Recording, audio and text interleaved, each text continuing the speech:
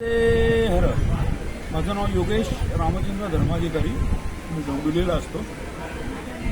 मोठी नर्मदा परिक्रमा 18 दिवसाचे आमचा उपक्रम आणि त्या अनुषंगाने उत्तर वाहिनी हे विष्णुगिरी महाराजांमुळे आम्हाला माहिती झालं. काही वर्षापूर्वी जवळपास गेले 10-11 वर्ष आम्ही विष्णुगिरी महाराजांना ओळखतो नर्मदा परिक्रमेच्या माध्यमातून.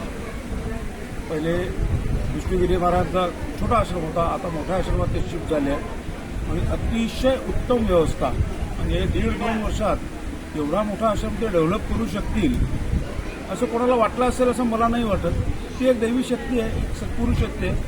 हे आता सिद्ध झालं आहे. आणि इथले सेवेकरी, इथले महाराजांच्या सान्निध्यातले लोक, महाराजांच्या आश्रमातली व्यवस्था अतिशय सुंदर आहे.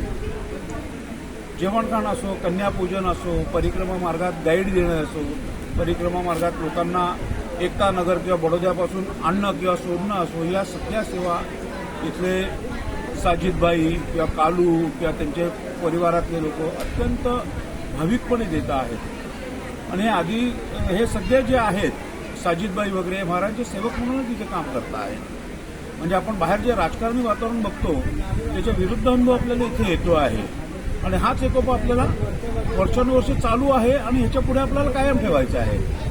त्यामुळे इथे धर्मभेद वगैरे काही नाही आहे. नर्मदे हर म्हटलं की नर्मदेचं एक वेगळं चैतन्य आपल्याला इथे अनुभवायला मिळतं.